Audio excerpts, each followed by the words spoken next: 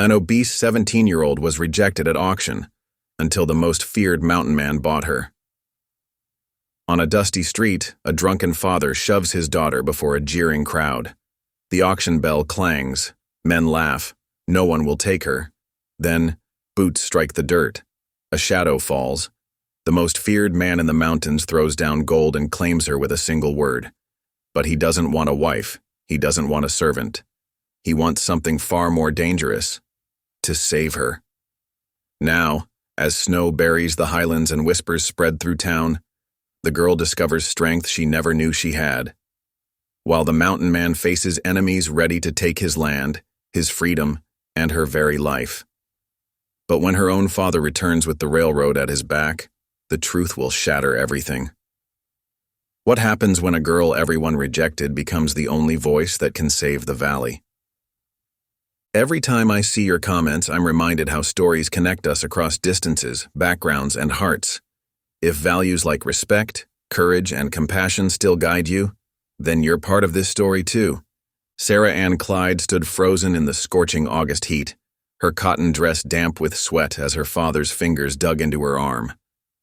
The main street of Silver Bluff stretched before her like a golden ribbon under the merciless Colorado sun, lined with weathered storefronts and filled with townsfolk who had gathered to witness her shame. "Step right up, gents."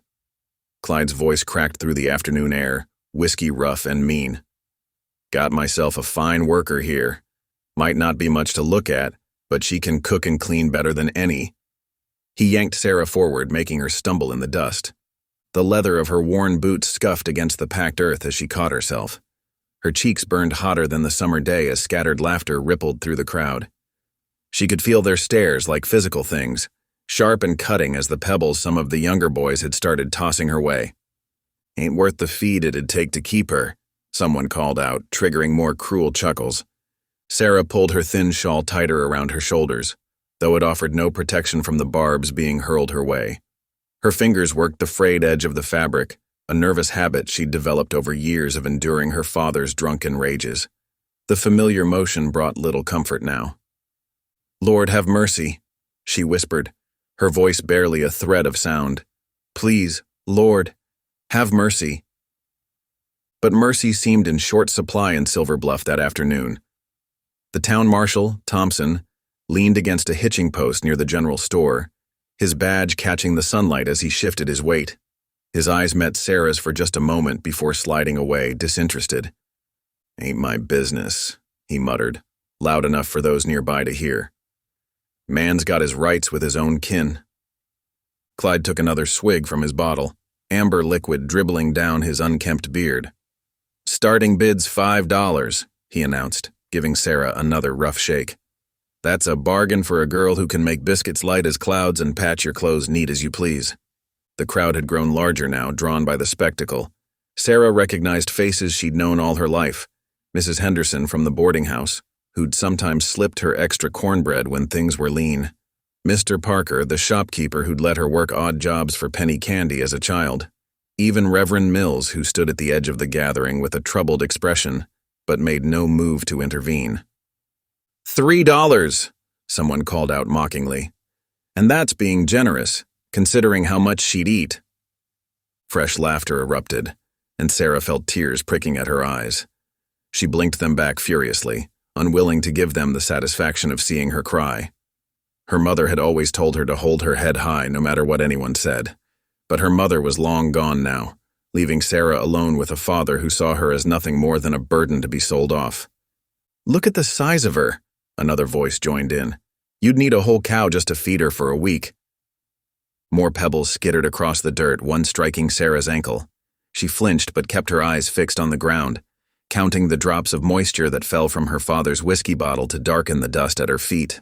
1, 2, 3.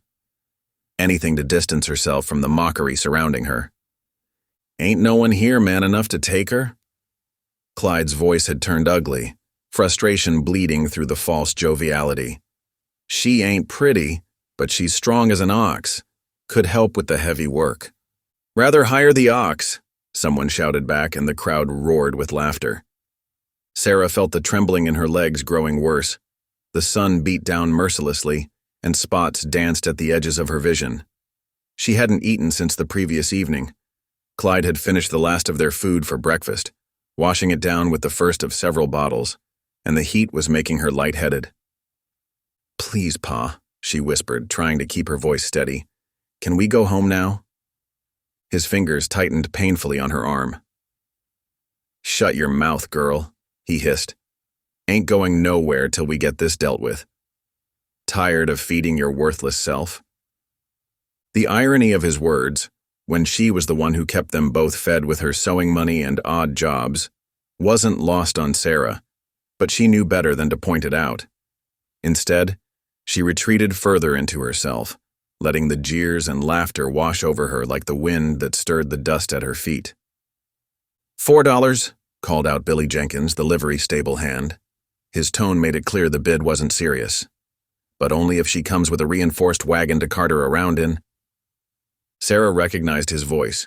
He'd asked her to the town social last spring, only to laugh in her face when she'd actually believed him. The memory of that humiliation mixed with the present one, making her stomach churn. A fresh volley of pebbles scattered around her feet, and someone started up a mocking song about a hefty heifer at the market. Sarah's vision blurred, but she forced the tears back. She wouldn't give them that satisfaction. She wouldn't.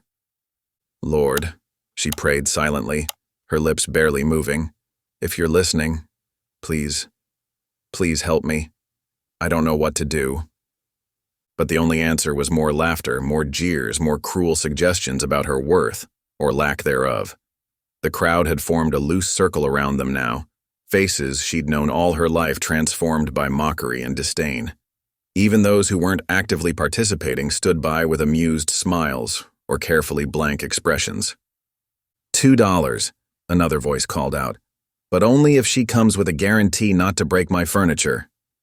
Clyde's grip tightened further, and Sarah bit back a whimper of pain. She could smell the whiskey on his breath, could feel the frustrated tension in his fingers. When no one made a serious bid, he'd likely drag her home and take out his anger on her, as he had so many times before. The sound of horses' hooves approaching from the north end of town barely registered through Sarah's fog of shame and fear. The crowd's attention remained fixed on the spectacle before them, on Clyde's increasingly desperate sales pitch and the continuing stream of mockery. "Last chance," Clyde bellowed, giving Sarah a shake that made her teeth rattle. "Ain't asking much for a good worker. She may be big as a barn, but she's strong as one too." "Ain't that the truth?" someone called back. "Looks like she could pull a plow better than my mules." Sarah closed her eyes tight, trying to remember her mother's words about dignity, about keeping faith even in the darkest times. But it was getting harder and harder to hold on to anything except the burning shame and the growing fear of what would happen when Clyde's patience finally ran out. The marshal shifted his weight again, spitting a stream of tobacco juice into the dust. "Reckon you'd best wrap this up, Clyde," he drawled. "Folk'll be wanting to get back to their business soon enough." Sarah felt a flutter of hope that the humiliation might be ending, only to have it crushed by her father's next words. "Not till I get rid of this burden," Clyde shouted, his words slurring more heavily now. "Come on, men. Surely one of you needs a strong back and a cooking woman. I'll take any offer." The silence that followed was somehow worse than the mockery. Sarah could feel the weight of everyone's rejection, their collective judgment that she wasn't worth even the lowest bid. She wanted to sink into the ground, to disappear completely, to wake up and find this was all some terrible dream. But it wasn't a dream. It was her life, and it was happening right here in the dusty main street of Silver Bluff, under the scorching August sun, with every person she'd ever known watching her public humiliation. "Please," she whispered one last time, though she wasn't sure anymore if she was praying to the Lord or begging her father. "Please." The only response was another scatter of pebbles across the dirt and a fresh wave of laughter as someone started up another verse of the mocking song about the hefty heifer. Sarah kept her eyes fixed on the ground, watching her tears darken the dust at her feet, each one a silent testament to her shame and the cruelty of those she'd once called neighbors. The afternoon sun beat down mercilessly as Clyde's patience finally snapped. His face twisted with rage, and he yanked Sarah's arm hard enough to make her stumble. "Worthless," he snarled, spittle flying from his lips. Can't even fetch a decent price." His free hand drew back, and Sarah flinched, knowing what was coming. But the blow never landed. A sudden hush fell over the crowd, spreading outward like ripples in a pond. The silence was so complete that Sarah could hear the creak of leather and the soft jingle of spurs as heavy boots stepped onto the packed dirt of the street. She dared to look up. Jonas McCord stood at the edge of the circle, his presence commanding immediate attention. Dressed in worn buckskins that had seen countless mountain seasons, he cut an imposing figure against the afternoon sky. A long rifle was slung across his broad back, and a hunting knife hung at his belt.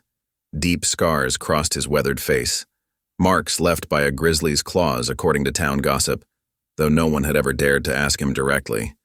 Sarah had seen him before, of course. Everyone in Silver Bluff knew of Jonas McCord. He came down from his cabin in the high country a few times each year to trade furs and buy supplies. Children were warned to stay clear of him, and grown men stepped aside when he passed. Stories of his violent past circulated in whispers around the saloon, tales of claim jumpers who disappeared after crossing him, of battles with hostile raiders, of winters spent alone in the savage wilderness. Now those fierce eyes swept over the scene before him, the jeering crowd, Sarah's tear-stained face, Clyde's upraised hand. His expression remained impassive, but something dangerous flickered in his gaze. The marshal straightened up, suddenly alert. Men who had been laughing moments before found urgent business elsewhere, edging away from the center of attention. Even the boys who'd been throwing pebbles melted back into the crowd. Clyde's hand slowly lowered, though his grip on Sarah's arm didn't loosen. He swayed slightly, caught between drunk bravado and instinctive fear. "Ain't your business, McCord," he managed to slur out, but his voice wavered. Jonas didn't respond immediately. Instead, he reached into a leather pouch at his belt and withdrew something that glinted in the sunlight. With deliberate slowness, he tossed it into the dust at Clyde's feet. The gold coin landed with a soft thud, spinning once before settling. "She's mine." Jonas's voice was low and gravelly, as if it had grown rusty from disuse. The words weren't a request or an offer. They were a statement of fact. A murmur rippled through the watching crowd. Women clutched their shawls closer, and men exchanged uneasy glances. What could the mountain man want with Sarah? The possibilities sparked dark whispers and concerned looks. Clyde stared at the coin, greed warring with fear on his face. "Now see here," he started, but Jonas cut him off with a single step forward. "Take it or leave it." The mountain man's hand hadn't moved toward any of his weapons, but something in his stance made it clear he was ready for trouble. Clyde's face worked through several expressions before settling on a mixture of relief and spite. He shoved Sarah roughly toward Jonas, nearly causing her to fall. "She's yours then," he spat, quickly snatching up the gold coin. "Good riddance to bad weight, I say." Sarah stumbled, catching herself just before she crashed into Jonas's chest. She could smell leather and wood smoke, and beneath that, the sharp tang of gun oil. Her heart hammered against her ribs as his large hand closed around her upper arm, not roughly like her father's grip, but firm enough to steady her. "Get her things," and Jonas commanded, his eyes never leaving Clyde. "Ain't got nothing worth taking," Clyde sneered, but he took an involuntary step back when Jonas's expression darkened. "Her mother's things," Jonas clarified, his voice growing even quieter, a warning sign that made several onlookers back away further. "All of them. Now." Clyde opened his mouth as if to argue, then thought better of it. "Fine," he muttered. "Wait here." He stumbled off toward their small house at the edge of town, leaving Sarah alone with her purchaser while the crowd watched in tense silence. Sarah kept her eyes fixed on the ground, trembling slightly. She'd been sold, just as her father intended, but to Jonas McCord of all people. The mountain man's reputation for violence was well known throughout the valley. What did he want with her? What would happen to her up in that lonely cabin in the high country? "Girl," Jonas's voice was quiet, meant for her ears alone. "Look at me." Slowly, fighting back tears, Sarah raised her eyes to meet his. The scars on his face were even more prominent up close, but his eyes weren't cruel, wary, certainly, hardened by years of solitude and survival, but not cruel. "You got a name?" he asked. Sarah," she managed to whisper. "Sarah Ann Clyde."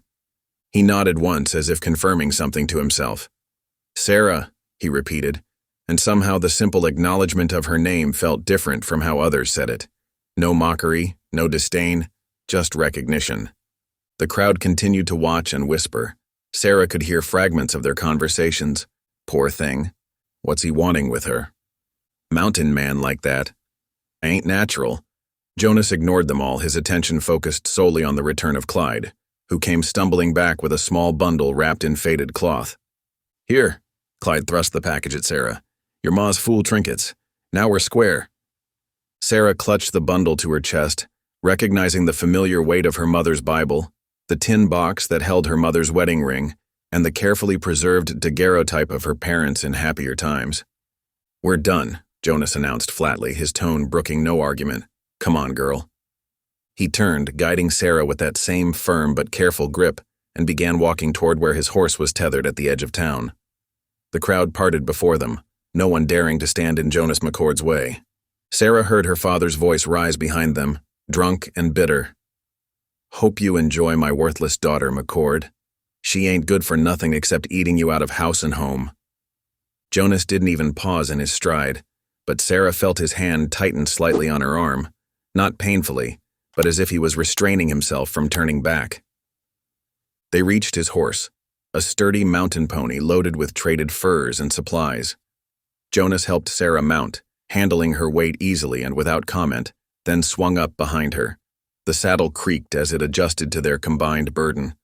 As they rode out of town, Sarah could feel the stairs following them. She clutched her mother's bundle tighter, trying to make sense of everything that had happened. In the space of an hour, her life had changed completely. She'd been humiliated, auctioned, sold, and was now riding away with a man whose very name made people tremble. The last thing she heard as they left Silver Bluff behind was Billy Jenkins' voice, carrying on the wind. "Reckon that's the last we'll see of either of them. Man like McCord, taking a girl like that up into the mountains." He left the rest unsaid, but the implications were clear in his tone. Sarah shuddered, and a single tear rolled down her cheek, falling unnoticed into the dust of the road leading up into the Colorado Highlands. The sounds of the town faded away, replaced by the steady rhythm of the horse's hooves and the quiet creaking of leather. Jonas hadn't spoken since they'd mounted up, and Sarah didn't dare break the silence. She watched as Silver Bluff grew smaller behind them, the afternoon sun casting long shadows across the valley. The bundle in her arms contained everything she had left in the world, her mother's few precious possessions and memories of a time when she'd known love and acceptance. Now she was heading into the unknown with a man whose reputation inspired fear throughout the territory. Sarah felt the trembling in her limbs growing worse as the reality of her situation truly began to sink in. But she forced herself to sit straight, to keep her chin up, just as her mother had always taught her. Whatever lay ahead, she would face it with what dignity she could muster. Behind her, Jonas McCord remained silent, guiding the horse with sure hands up the trail that led toward the distant peaks where his cabin waited. The summer sun continued its slow arc across the sky, and Silver Bluff, with all its cruelty and rejection, gradually disappeared from view around a bend in the road. The late afternoon sun cast long shadows across the trail as Jonas's mule plodded steadily away from Silver Bluff. Sarah perched awkwardly in front of Jonas on the saddle, her mother's bundle clutched tightly to her chest. The steady clip-clop of the mule's hooves and the creaking of leather were the only sounds breaking the heavy silence between them. The familiar buildings of town grew smaller behind them, and Sarah felt her racing heart begin to slow. The immediate terror of the auction was fading, replaced by a gnawing uncertainty about what lay ahead. She sneaked a glance over her shoulder at Jonas, but his weathered face revealed nothing as he guided the mule along the rocky path. The warm August breeze carried the scent of sage and dust, mingling with the leather and wood smoke smell of Jonas's buckskins. Sarah's legs were beginning to ache from the unfamiliar position in the saddle, but she didn't dare complain. The memory of her father's cruel words still rang in her ears, making her wonder if Jonas would regret his purchase just as quickly. After what felt like hours of tense silence, they approached a fork in the trail. One path led back toward town, while the other wound up into the highlands where Jonas made his home. The mule came to a stop without any visible signal from Jonas. Sarah's throat felt dry as sand as she gathered her courage. "Sir?" she ventured, her voice barely above a whisper. Do you mean to keep me?" Jonas's grunt held a note of surprise. "Keep you?" His gravelly voice was harsh after the long silence. "I don't keep people, girl. You're free now." He gestured toward the trail leading back to Silver Bluff. "Town's that way if you want it." Sarah felt her heart plummet. She stared at the familiar path, remembering the jeers and stones, her father's drunken rages, the sideways glances and whispered insults that had followed her all her life. Tears welled up in her eyes. "Please," she whispered, then found her voice growing stronger with desperation. "I have nowhere else to go. No friends, no kin but father, and he—" She swallowed hard. "He never wanted me. Never loved me like a father should." Jonas remained silent, but she felt him shift slightly in the saddle behind her. "I can work," she continued quickly, the words tumbling out.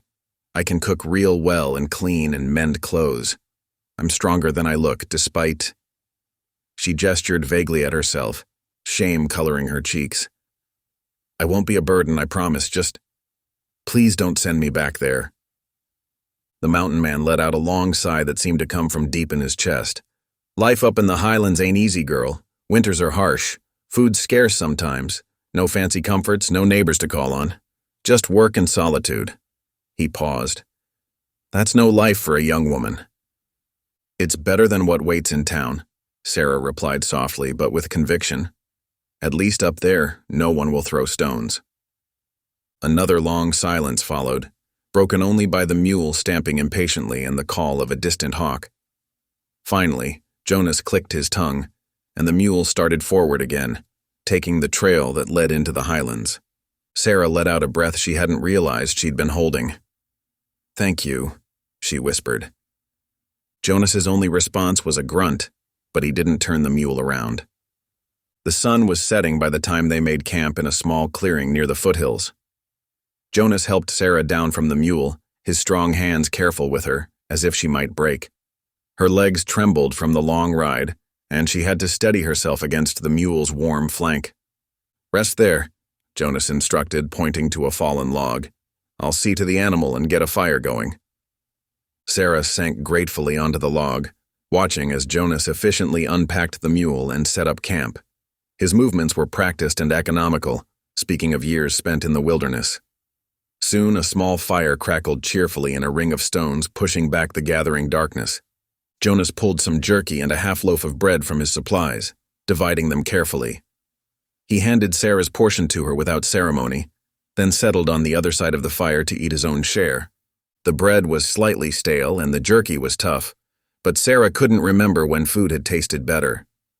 As she ate, she offered a silent prayer of thanks, not just for the meal, but for not being alone, for being away from her father's cruelty, for having a chance at something different, even if it meant living in the harsh wilderness with a man whose reputation inspired fear throughout the territory.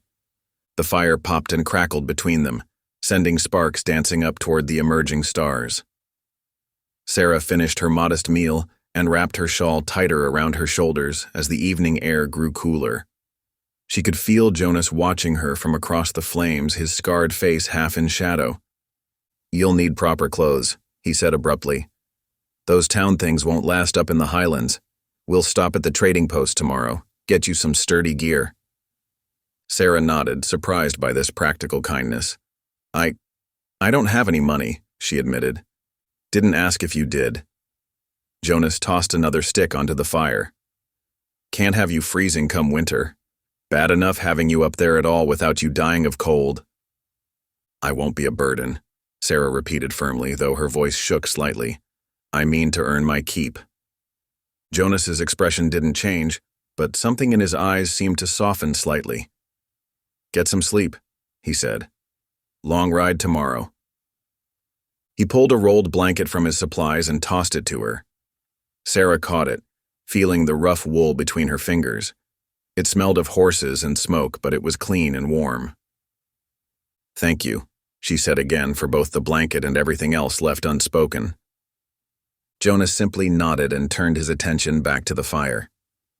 Sarah made herself as comfortable as she could on the soft grass, using her mother's bundle as a pillow and wrapping herself in the borrowed blanket. The ground was hard beneath her, so different from her narrow bed in town, but she felt safer than she had in years. The fire crackled softly, and somewhere in the darkness, a coyote called to its mate.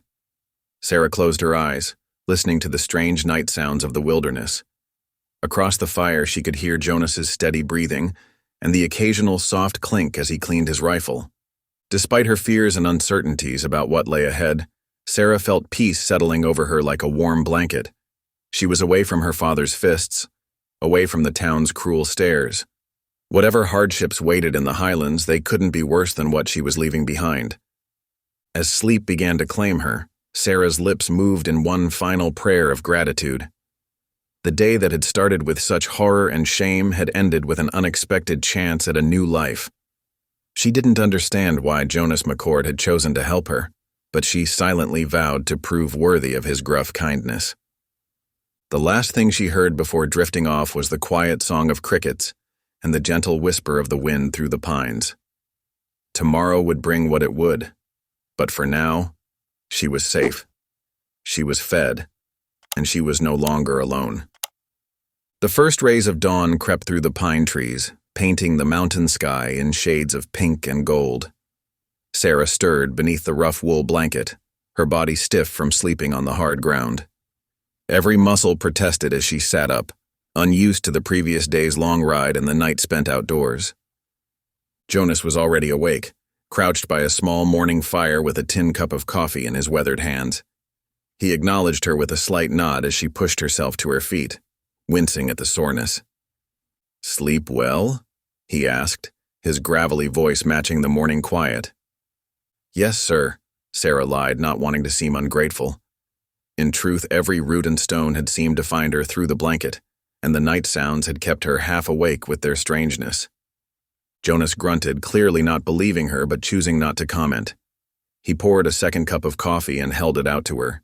Sarah took it carefully, warming her chilled fingers against the hot metal. The coffee was strong and bitter, but she sipped it gratefully, feeling its warmth spread through her. "Eat quick," Jonas said, passing her a piece of hardtack. "Got a long day ahead."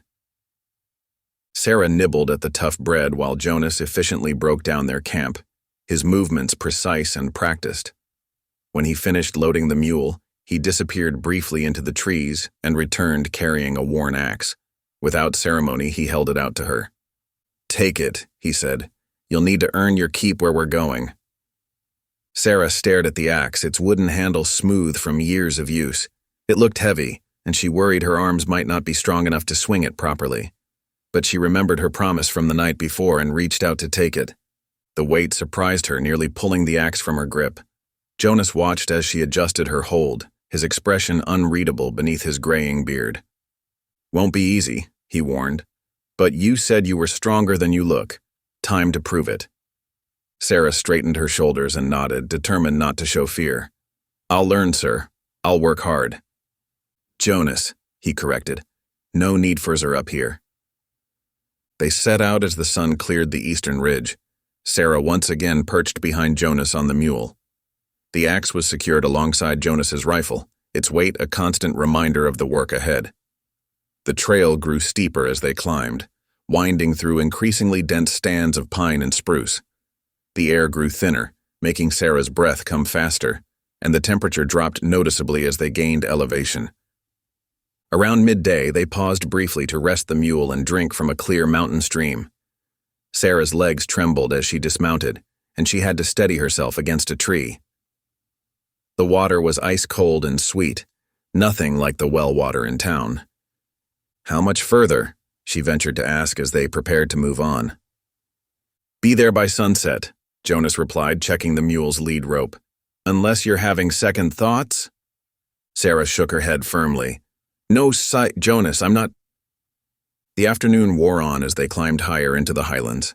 The forest closed in around them, branches reaching across the narrow trail like grasping fingers. Sarah found herself ducking occasionally to avoid low-hanging limbs. The air grew cooler still, carrying the sharp scent of pine needles and something wild and clean that she'd never smelled in town. The sun was indeed setting when Jonas finally reined the mule to a stop. Sarah peered around his broad shoulders and caught her first glimpse of his cabin. It stood in a small clearing, rough-hewn logs silvered by weather and age. A thin curl of smoke rose from the stone chimney, and Sarah wondered briefly who had kept the fire going while Jonas was in town. "Home," Jonas said simply, helping her down from the mule. Sarah's legs nearly buckled as she touched the ground, but she forced herself to stand straight. The cabin looked sturdy enough, if plain, with a small covered porch and 2 windows with wooden shutters. A lean-to shelter stood to one side, presumably for the mule and Jonas's gear. While Jonas took care of the animal, Sarah gathered her courage and approached the cabin door. It opened with a creak of leather hinges, revealing a space that was spare but neat. A stone fireplace dominated one wall, its hearth swept clean. Stretched hides decorated the log walls, and she spotted a worn Bible resting on a crude shelf alongside a few other books. Tools hung from pegs in precise order, another axe, several knives, rope, and other implements she didn't recognize. A rough table with 2 chairs stood near the fireplace, and she spotted a cot in one corner. Everything spoke of utility and solitude with no concession to comfort or decoration. Jonas entered behind her, carrying their supplies. "Not much," he said, "but it keeps the weather out." He moved to the fireplace, stirring the banked coals and adding fresh wood until flames began to lick upward. Sarah stood uncertainly in the middle of the room, clutching her mother's bundle to her chest. "Where should I—" she began. Jonas pointed to the far corner where she now noticed a second cot folded against the wall. "That'll be yours. Best I can offer." "Thank you," Sarah said softly, moving to set up the cot. It was narrow and hard, but still better than the ground.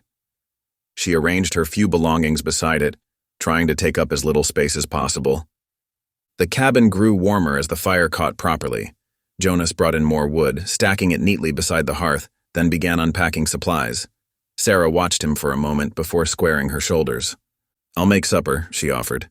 "You said you had beans?" Jonas nodded toward a sack near the fireplace. Sarah found a pot and began to work, determined to prove her worth. But her hands, still trembling from the long ride and the day's anxiety, betrayed her. As she measured the dried beans, several spilled across the rough wooden floor. Heat rushed to her face as she scrambled to gather them up. "I'm sorry," she stammered. "I'll do better, I promise." "Beans is beans," Jonas said, his voice gruff but not unkind. "Floor's seen worse." Sarah managed to get the rest of the beans into the pot without incident, adding water and setting it to cook over the fire. She found salt and a few dried herbs in Jonas's stores and added them carefully, praying the meal would be edible. While the beans simmered, Jonas showed her where he kept the basic supplies: flour, coffee, salt pork, and other staples. Everything had its place, and Sarah tried to memorize the arrangement. The cabin might be sparse, but it was organized with careful precision. When the beans were finally ready, Sarah served them in tin bowls, setting one before Jonas with nervous hands.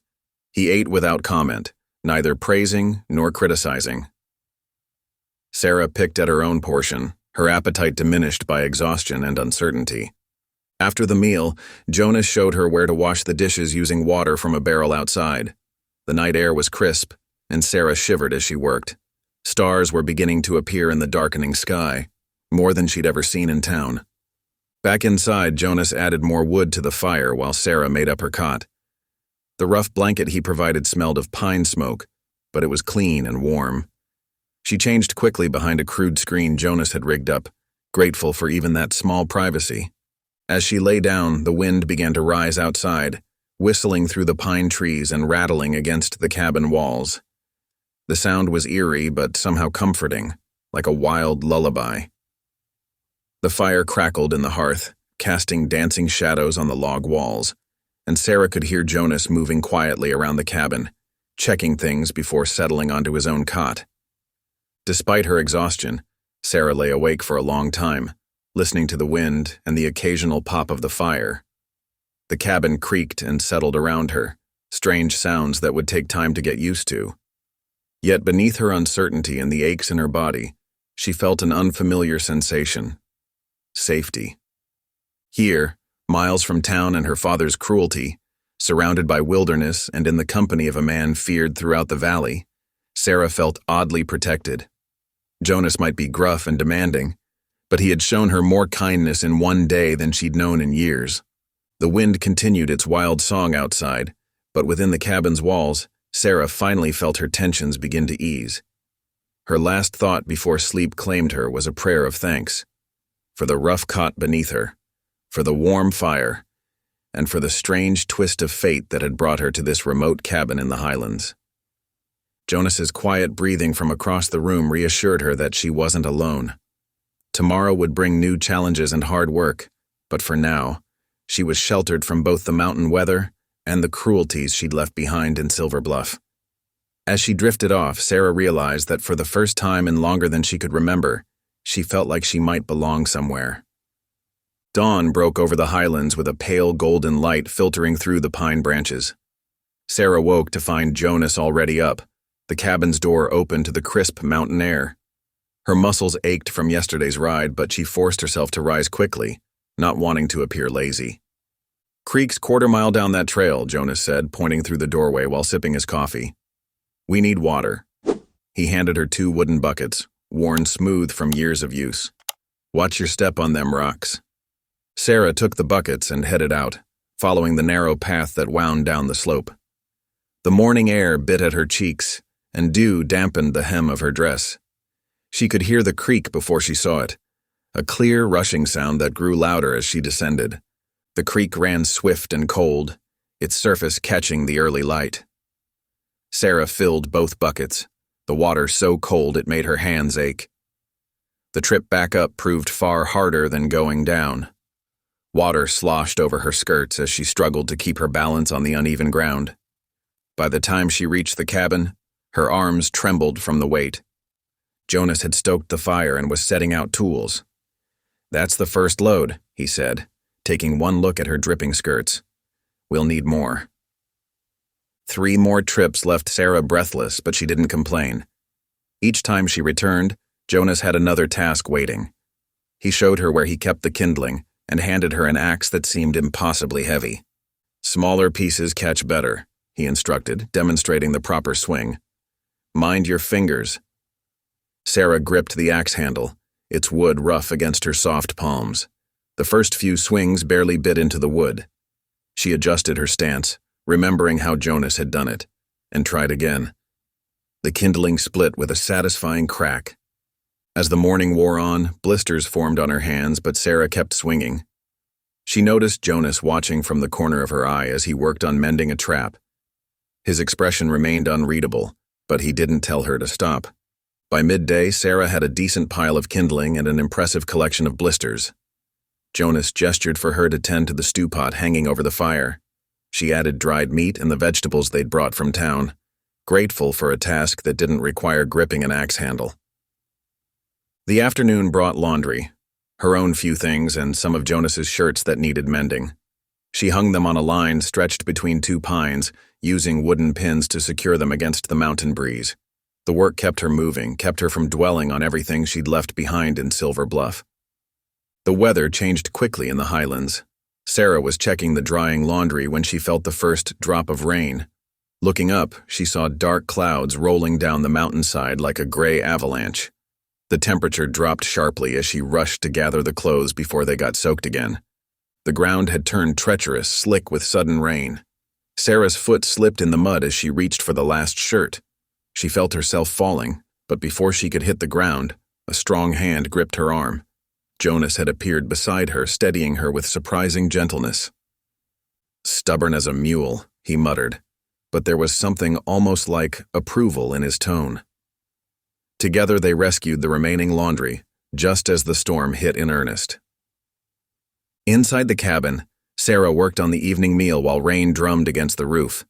The stew bubbled slowly over the fire, filling the space with savory smells.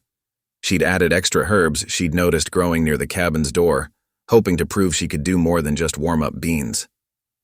When she served the stew, Jonas took a careful spoonful. Sarah held her breath, watching his face. After a moment, he gave a slight nod. Just a small gesture. But Sarah felt warmth spread through her chest at this silent approval. That night, kneeling beside her cot, Sarah whispered her prayers into the darkness. She thanked God for the strength to lift those buckets, for the determination to keep swinging the axe, for the small nod over dinner that meant she wasn't entirely useless. Her hands stung from the blisters, and her back ached fiercely, but for the first time in years, she felt she might be earning her place somewhere. 2 days passed like water over stones in the creek. Down in Silver Bluff, the late summer heat drew men to gather outside Thompson's General Store, seeking shade and spreading stories between sips from tin cups. "Heard tell McCord's keeping that Clyde girl up in his cabin," drawled Pete Miller, a weathered miner with coal-stained fingers. "Ain't natural, a man his age with a young thing like that." The other miners nodded, their faces dark with judgment. Some spat tobacco juice into the dust, while others crossed their arms and frowned. The story had grown with each telling, spinning out like a spider's web across the town. Reverend Matthews stood at the edge of the group, his collar wilting in the heat. "Without proof of sin we cannot condemn," he said, though his brow furrowed with concern. "Still, it bears watching. The girl had no proper ceremony, no blessing of marriage." Meanwhile, high in the mountains, Sarah and Jonas moved through their days in a rhythm as steady as the sun's path across the sky. The cabin slowly transformed under Sarah's careful attention. She'd mended the torn curtains hanging crooked at the windows, patched Jonas's worn shirts, and learned to cook meals that earned more than just nods of approval. That afternoon, Jonas found Sarah by the creek, setting traps as he'd shown her. Her movements were careful but growing more confident with each try. He watched her work, noting how she'd stopped jumping at every forest sound. "Time you learned something else," Jonas said, holding out his long rifle. Sarah's eyes widened at the offer. The weapon was as much a part of Jonas as his buckskins. She'd never seen him let anyone else touch it. "Stand here," he instructed, positioning her near a fallen log. "Sight down the barrel, like you're threading a needle." His gravelly voice was patient as he showed her how to hold the rifle properly. Sarah's arms trembled under the weapon's weight. She pressed it against her shoulder as Jonas had shown her, squinting at the crude target he'd marked on a distant tree. The trigger felt cool under her finger. The rifle's report cracked through the mountain air like thunder.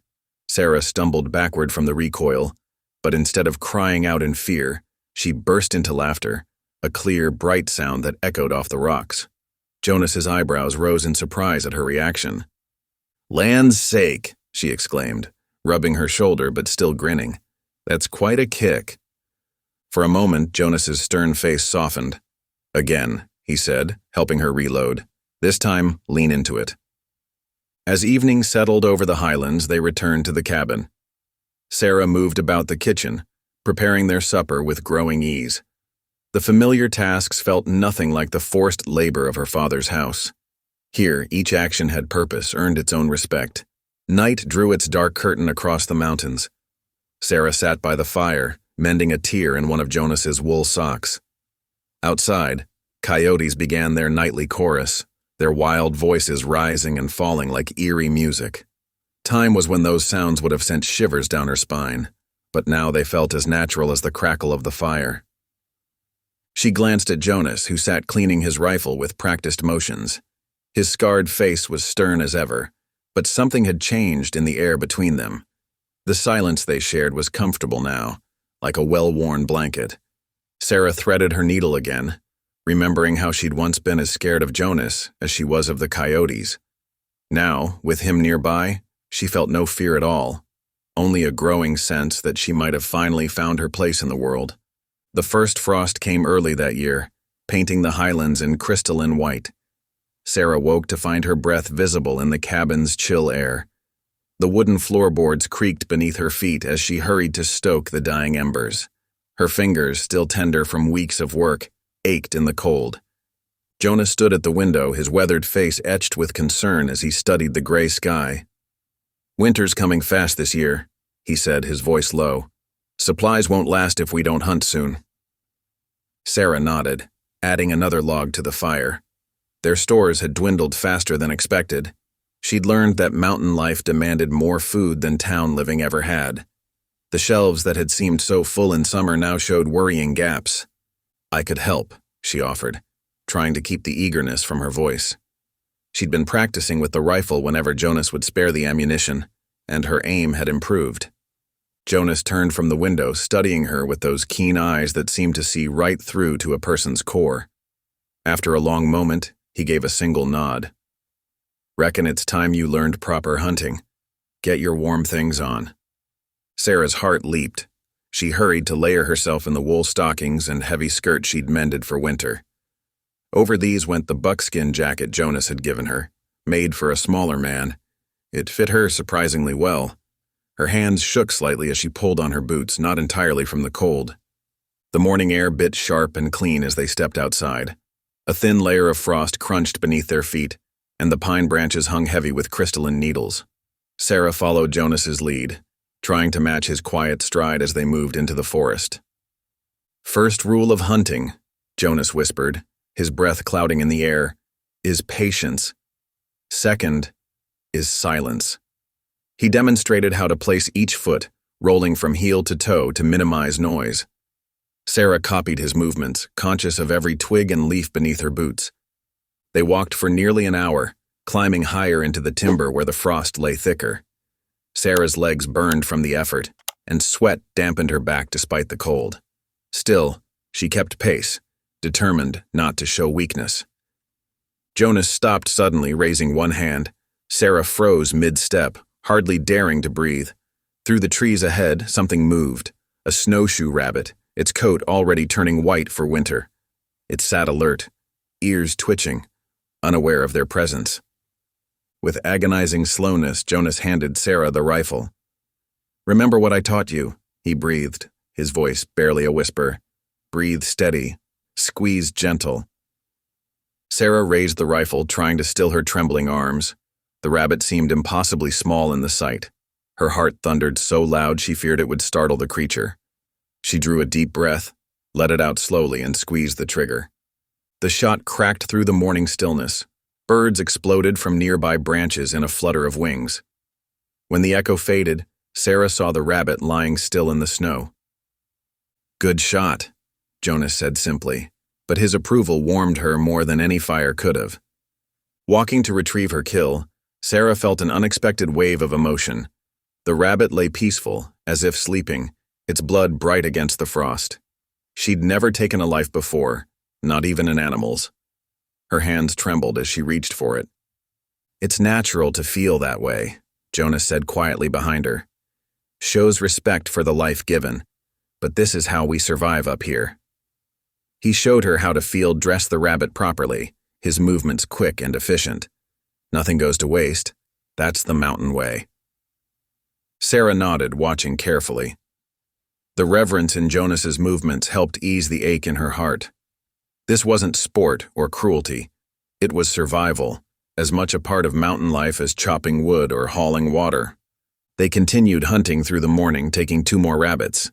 Sarah's confidence grew with each success, though she said a silent prayer of thanks for each life taken. The sun had climbed high, warming the frost to dew, when Jonas suggested they head back. The return trip felt different. Sarah walked taller, proud of her contribution to their winter stores. Even the weight of the rabbits in her game bag couldn't dampen her spirit. Jonas walked beside her now rather than ahead, a subtle shift that spoke volumes about her growing competence. But as they approached the cabin clearing, Jonas's demeanor changed. His stride shortened, his shoulders tensed. Sarah followed his gaze to the ground near their woodpile and felt her own muscles tighten.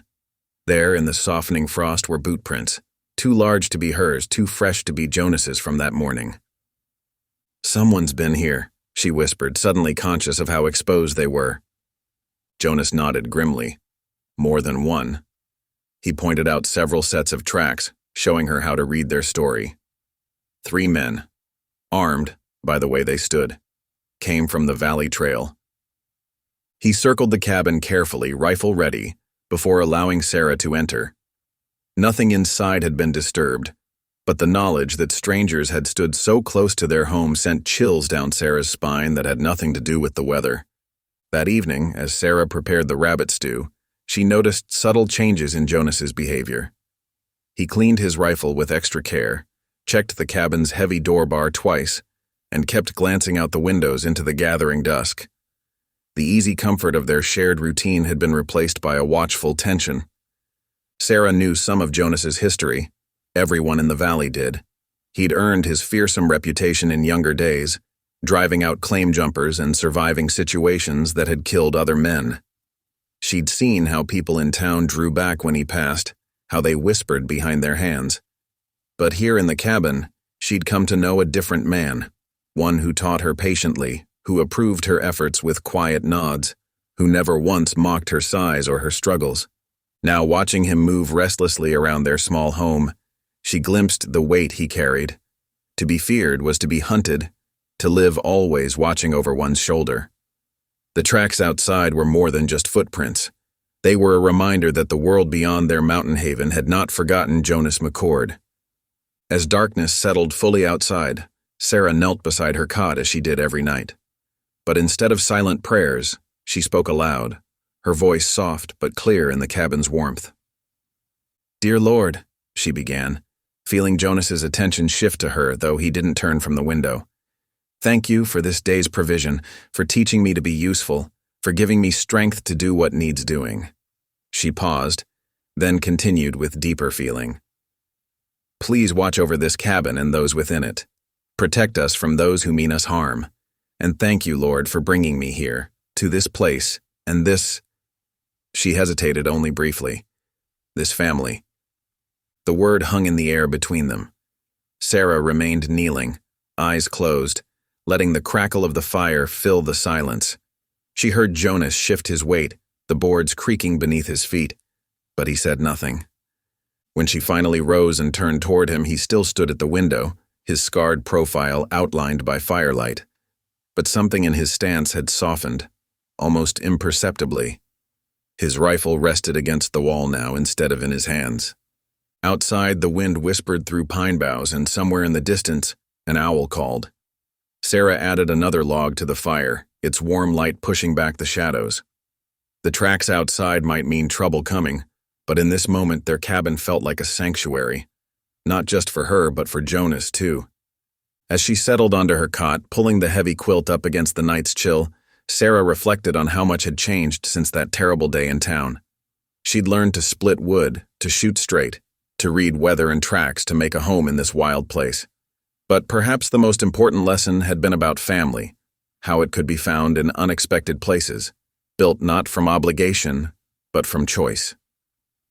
Jonas moved away from the window at last, settling into his chair by the fire. The familiar scents of wood smoke and rabbit stew filled the cabin.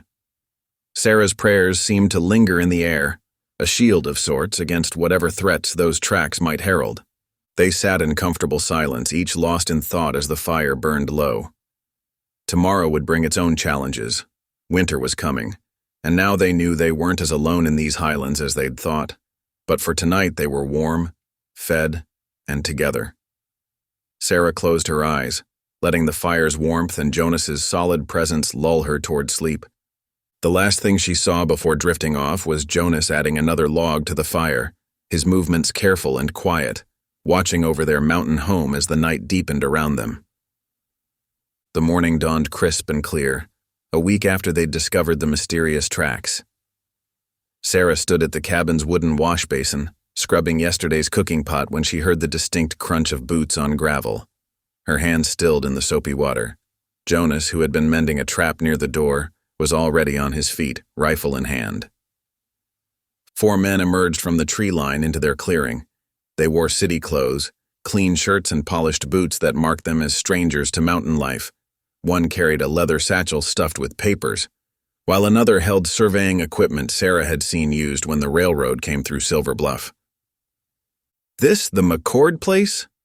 The man with the satchel called out, his voice carrying an Eastern accent that seemed out of place against the pine-scented air.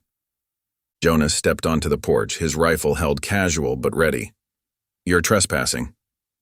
The man with the satchel smiled, but it didn't reach his eyes. He pulled out several official-looking documents, holding them up like a shield. Actually, Mr. McCord, we're here on legitimate business. I'm Herbert Wells, representing the Denver and Rio Grande Railroad Company. These are our surveyors. He gestured to his companions. We're here about the spring. Sarah's heart quickened. The spring was their lifeblood. Clear, sweet water that never failed, even in the driest seasons. She moved closer to the cabin door, staying just inside where she could hear everything. Spring's mine, Jonas said flatly. Been mine 20 years. Wells shook his head, still wearing that empty smile. I'm afraid that's not entirely accurate. According to these documents, the railroad holds mineral and water rights throughout this sector, signed by the territorial governor himself. He took a step forward, rustling his papers. We're planning a depot in the valley. That spring is vital to our operations. Jonas's voice grew harder. Don't much care what your papers say. This is my land, my water. Been here since before your railroad was more than a dream in some rich man's head. Now, Mr. McCord, Wells said, his tone becoming less friendly. We can do this the easy way or the hard way. The railroad's coming. Progress can't be stopped. Why not be reasonable? Reasonable would be you turning around and heading back down that mountain, Jonas replied. His finger rested alongside his rifle's trigger guard, not threatening, but clear enough. The surveyors shifted uncomfortably, but Wells stood his ground. We have the law on our side, Mr. McCord. These documents mean nothing up here, Jonas cut him off. This is my land, my spring. Now get off it. Wells's fake smile finally dropped. We'll return with the sheriff, Mr. McCord. Make this official. He carefully tucked his papers away. Don't do anything foolish in the meantime. The railroad doesn't take kindly to interference with its legal rights. And I don't take kindly to thieves in fancy boots, Jonas replied evenly. The threat hung in the air between them. Finally, Wells nodded curtly and gestured to his men. They retreated back into the trees, their surveying equipment catching sunlight as they disappeared. Sarah waited until their footsteps had faded before stepping onto the porch. Jonas? Her voice quavered slightly. What does it mean? He stood silent for a long moment, still watching the tree line. Finally, he lowered his rifle. Means trouble's found us, girl. Inside the cabin, Jonas paced while Sarah tried to keep her hands steady enough to make coffee. The morning's confrontation had left them both unsettled. The spring feeds more than just us, Jonas explained, his voice rough with emotion Sarah had never heard before. Water runs down, feeds creeks all through the valley. Ranchers depend on it. Small farmers, too. He paused by the window, looking out toward where the spring bubbled up from the earth.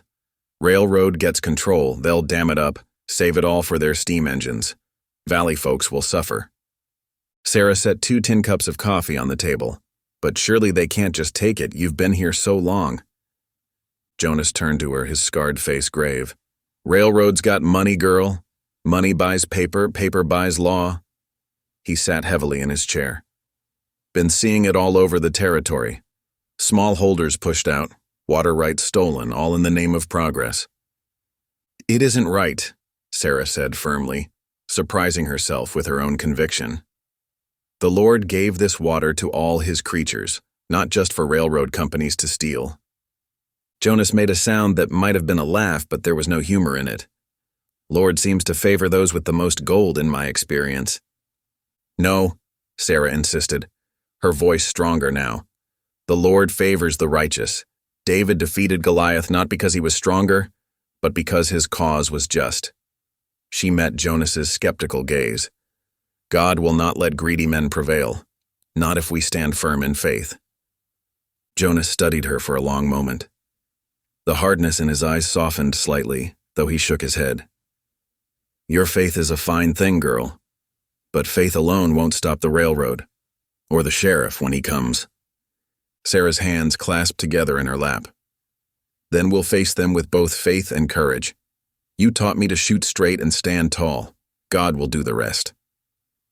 Outside, wind stirred the pines, carrying the eternal song of the spring, the water that had drawn Jonas here 2 decades ago, that had sustained this land and its people through drought and hardship.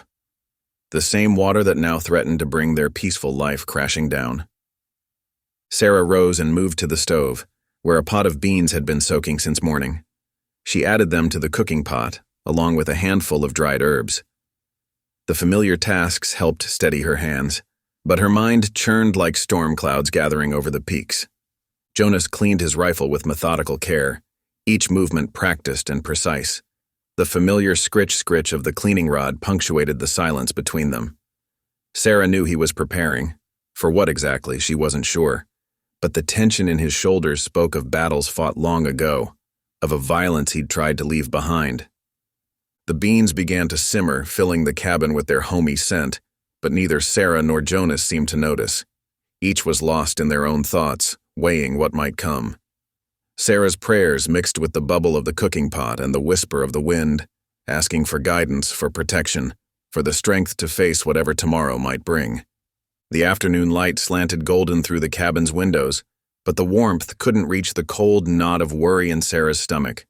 She'd found safety here, a home, a father in all but blood. The railroad's threats weren't just about water rights. They threatened everything she and Jonas had built together. Jonas finally set his rifle aside, the metal gleaming with oil. "Whatever comes," he said quietly, "you don't have to stay. Could be things get ugly." Sarah straightened her spine, chin lifting in the way she'd learned from him. "This is my home too now. I'm not running." A ghost of a smile touched Jonas's weathered face. "Stubborn as a mule," he muttered, but there was pride in his voice. She stirred the beans, adding a pinch more salt. "We'll need our strength," she said simply. "Best eat well tonight." The cabin grew darker as evening approached. Neither lit the lamp, letting the shadows gather like their own dark thoughts. The spring's endless song drifted through the windows, a reminder of what they stood to lose. Not just water, but a way of life, a home built on trust and quiet acceptance. Sarah dished out 2 bowls of beans, the steam rising like prayer into the gathering dusk. They ate in silence, each bite a defiance against those who would drive them from this mountain sanctuary. Outside, the wind picked up, carrying the scent of rain. Storm clouds were gathering, both in the sky and in their hearts. But they would face them together. Jonas's spoon scraped the bottom of his bowl. "Get some rest," he said finally. "Tomorrow's soon enough to worry." But Sarah knew neither of them would sleep easily this night, their thoughts too full of railroad men and legal papers, of sheriffs and water rights, of battles yet to come. She said her prayers as always, adding special petitions for wisdom and protection. From his chair by the window, Jonas listened in silence, his face carved in shadow, watching over their threatened home as darkness claimed the mountain. The first snowflakes drifted down like feathers, soft and innocent. By nightfall, the storm had grown into a howling beast that shook the cabin walls. Sarah stood at the window, watching the white darkness swallow their world. The firewood they had stacked seemed plenty before, but now she wondered if it would last. Jonas stomped in from the lean-to forge, bringing a blast of cold air with him. His beard was crusted with ice, his hands red from working metal in the bitter cold. "Storm's settling in," he said, hanging his heavy coat by the door. "Might be here a while." Sarah nodded, already moving to stoke the fire higher. "Soup's still warm if you're hungry." He grunted appreciation, but went first to check their supplies, counting portions of dried meat, beans, and flour with careful precision. Sarah had learned this habit of his, always preparing for the worst. Now she understood why. Days blurred together as the storm raged. The snow piled higher until the window showed nothing but white. Their world shrank to the cabin's 4 walls, the constant wind their only visitor. Jonas spent hours at his forge in the lean-to, hammering out repairs to traps and tools. The rhythmic clang of his work carried through the walls, a heartbeat in their isolated world. Sarah established her own rhythm. She kept the fire fed, cooked their careful rations, and spent long hours by the hearth with needle and thread. Her fingers, once clumsy with such work, had grown sure over the months.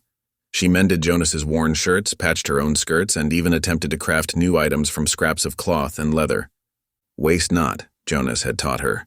and she took pride in making old things useful again. The firelight flickered over her work as she sewed, casting dancing shadows on the cabin walls. Sometimes she sang hymns softly, her voice barely audible over the storm's moan. On the fourth day, Jonas came in later than usual, his movements slow with exhaustion. "Need to check the roof supports," he muttered, reaching for his coat again. "Snow's getting heavy." "You've been out all day," Sarah protested. "At least eat something hot first." But Jonas was already pushing back into the storm. Sarah heard him moving above, clearing snow from the roof. The wind had picked up again, driving ice crystals like needles. She paced, worry gnawing at her stomach until finally the cabin door opened again. Jonas stumbled in, covered in snow and shivering violently. Sarah rushed to help him with his coat, alarmed by how heavily he leaned against her. His skin burned against her hand when she touched his face. "You're burning up," she said, fear tightening her throat. "Come to the fire." "Just need rest," he mumbled, but his legs gave out. Sarah barely managed to help him to his bed, her heart pounding with terror. She had never seen him weak before. He had always been as solid as the mountain itself. Through the night, Jonas's fever raged. Sarah kept the fire blazing, melted snow for cool cloths to lay on his forehead, and prayed harder than she ever had before. She made broth from their precious stores of dried meat, coaxing spoonfuls between his cracked lips. "Can't lose you," she whispered, wiping his face with trembling hands. "Please, Lord, don't take him from me now." Jonas tossed in delirium, muttering about past battles, old wounds, lost friends. Sometimes he called out in fear or anger, fighting enemies only he could see. Sarah spoke softly to him, trying to anchor him to the present with her voice. The storm showed no sign of breaking. Sarah moved through endless hours of tending the fire, melting snow, checking Jonas's fever, and praying. She dozed in short snatches, jerking awake at every change in his breathing. Their supplies dwindled as days passed, but she couldn't think about that now. Nothing mattered except keeping Jonas alive. On the third night of his fever, Jonas grew restless again. Sarah hurried to his side with a fresh, cool cloth. His eyes were open, but unfocused, still caught in fever dreams. "Careful, daughter," he mumbled, reaching for her hand. "Mountains treacherous in storm."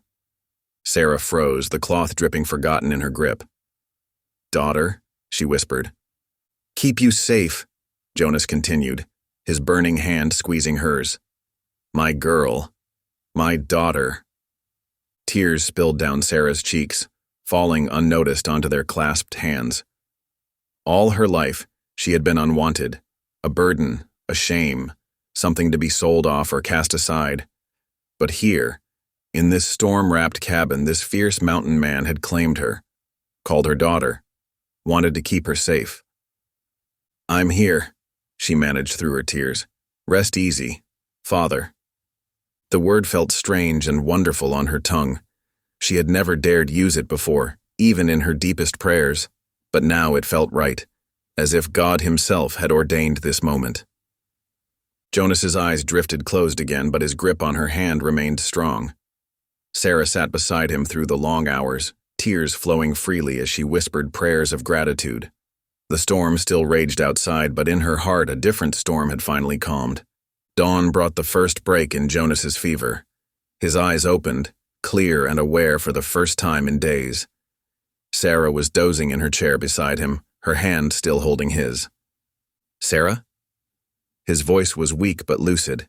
She startled awake. "Jonas, how do you feel?" "Like I wrestled a bear," he groaned, trying to sit up. "How long?" "4 days," she said, helping him lean against the wall. "The fever was bad. I thought—" She couldn't finish the sentence.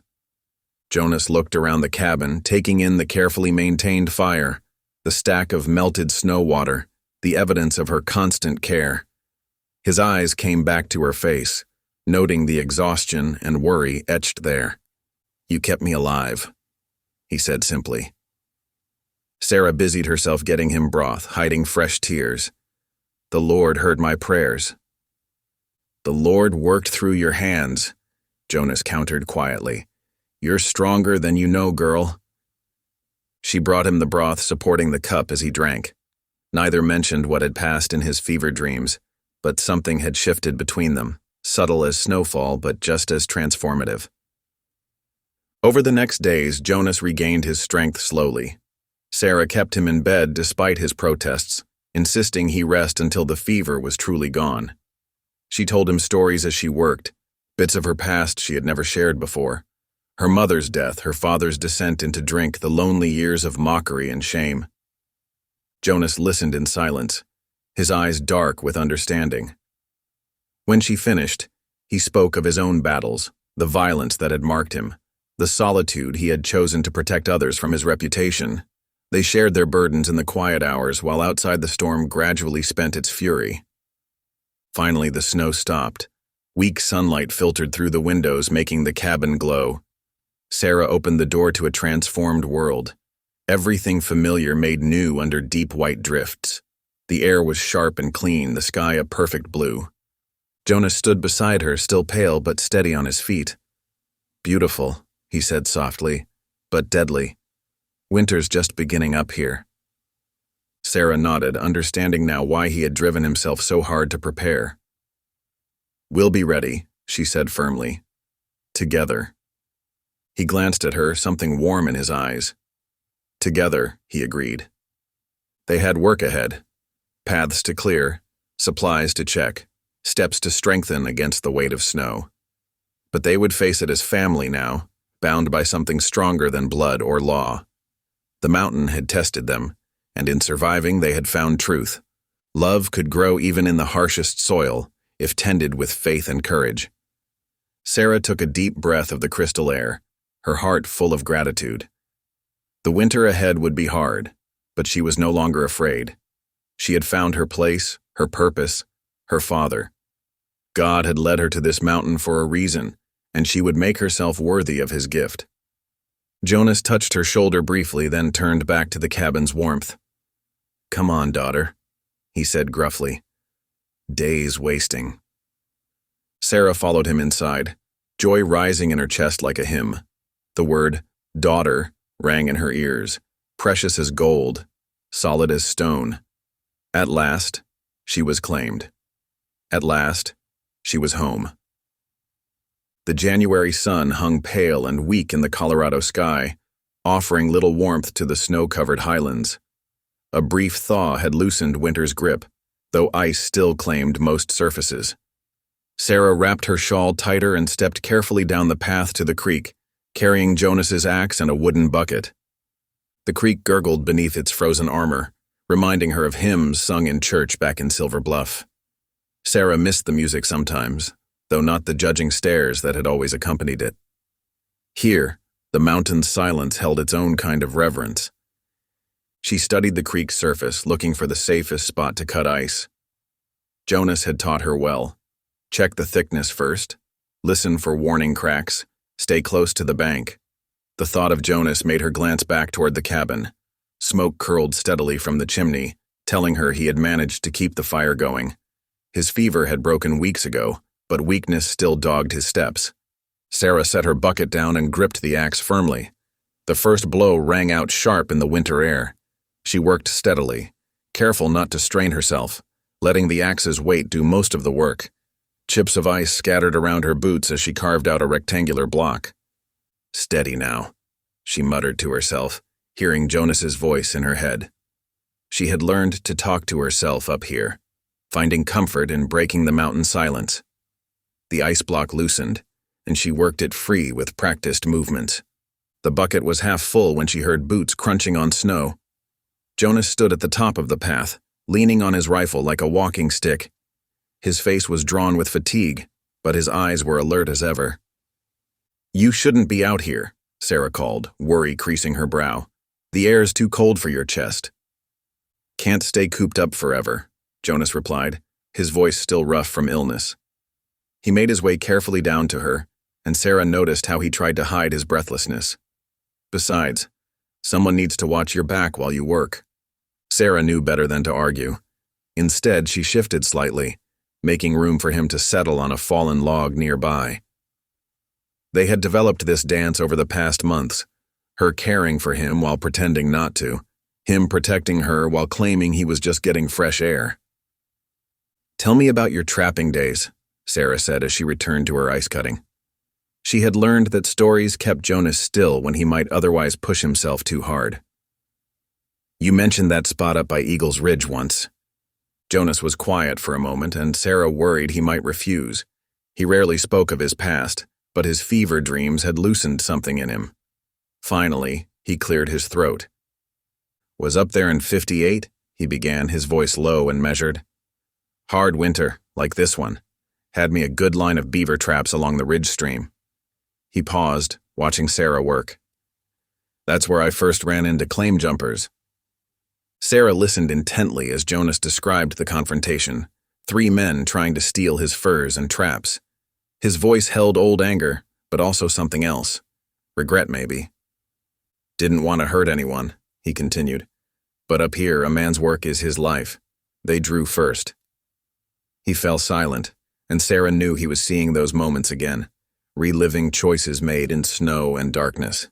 "You did what you had to," she said quietly, setting another block of ice in her bucket. "To survive." Jonas nodded slowly. "Always figured that's why folks down in Silver Bluff look at me sideways. Word gets around. Man defends himself enough times, gets a reputation." Sarah straightened, pushing hair from her face with her sleeve. "Those folks don't know you," she said firmly. "They don't see how you teach instead of threaten, how you help instead of harm." A ghost of a smile touched Jonas's weathered face. "Reckon you see more than most, girl."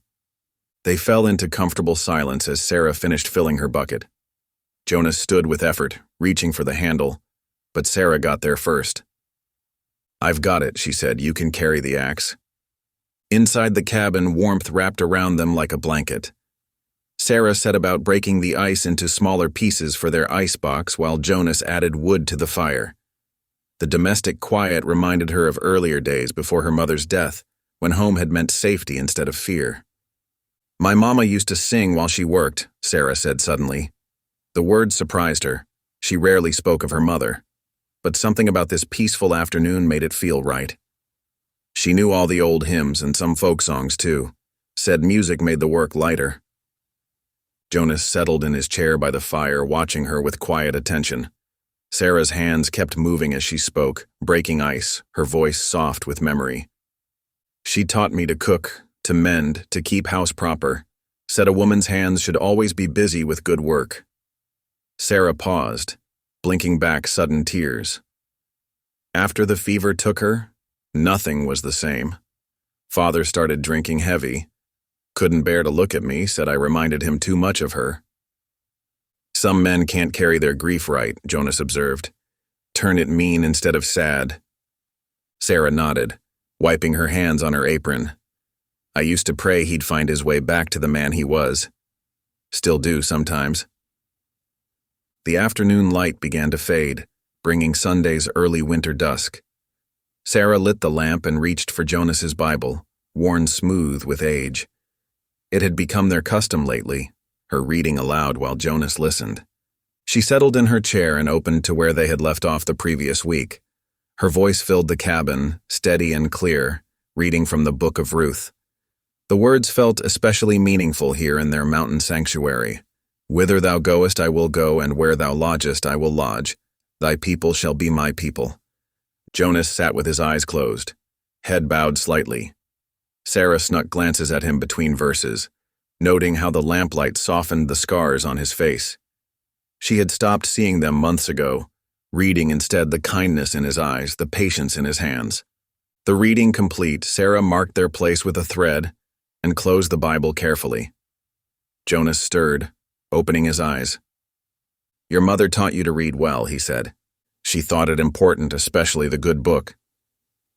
Sarah stood, moving to check their supper stewing over the fire. Said words were a gift from God, meant to be treated with respect.